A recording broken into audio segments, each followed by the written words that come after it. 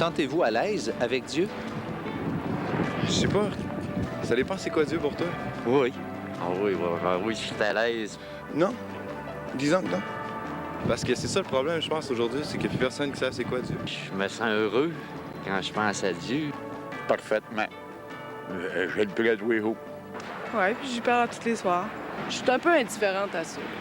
Moi, je te dirais, je suis à l'aise quand je pense à Dieu, mais peut-être pas quand j'en parle, par exemple.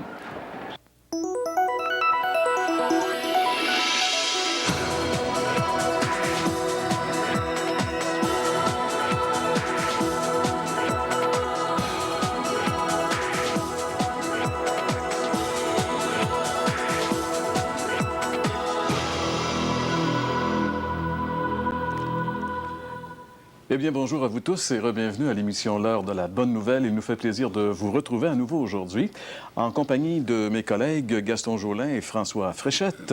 Eh bien, à nouveau, nous allons poursuivre cette aventure formidable dans l'étude de cette histoire de Jésus qu'on appelle l'histoire du Fils prodigue et qui a donné comme thème à notre série cette année « Reviens à ton Père ». En réalité, cette histoire, elle est assez simple, mais elle représente ce qu'est la vie de la majorité des gens. C'est-à-dire que par nature, on fuit Dieu et on s'enlise de plus en plus dans toutes sortes de difficultés et de problèmes, jusqu'au jour où, prenant conscience que si on continue comme ça va mal finir, on crie vers Dieu et là, on revient vers Dieu. C'est un peu l'histoire de l'homme pécheur qui réalise son état. Si jamais vous avez lu cette merveilleuse histoire, elle se trouve dans le chapitre 15 de l'Évangile selon Luc. Et justement, aujourd'hui, nous allons parler d'un aspect de cette histoire, c'est-à-dire la fuite. Ce jeune homme, après avoir reçu son héritage de son père, a pris la fuite. Il a mis une distance entre lui et son père. Il voulait dépenser cet argent, mais toujours plus loin. Et c'est justement, il sentait qu'il était mal à l'aise dans la présence de son père pour vivre le genre de vie qu'il voulait vivre. Et ça nous amène à la question sur laquelle je vais répondre à la chronique La Bible répond, qui est la suivante. Peut-on être à l'aise avec Dieu? Est-ce qu'il est possible d'être vraiment à l'aise dans la présence de Dieu? Et à la chronique, ils sont revenus. Nous allons entendre le témoignage d'une jeune femme qui a fait l'expérience de la nouvelle naissance. Elle s'appelle Marie-Ève Grenier.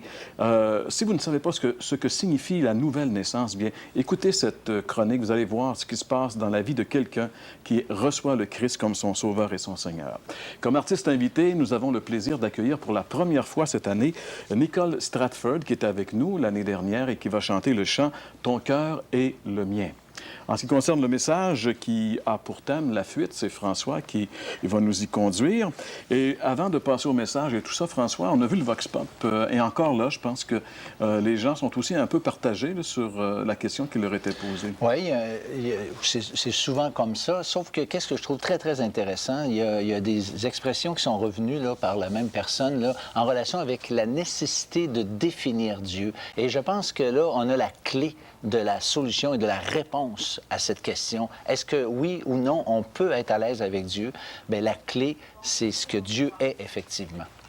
Et c'est à cette question que nous allons répondre immédiatement à la chronique La Bible répond.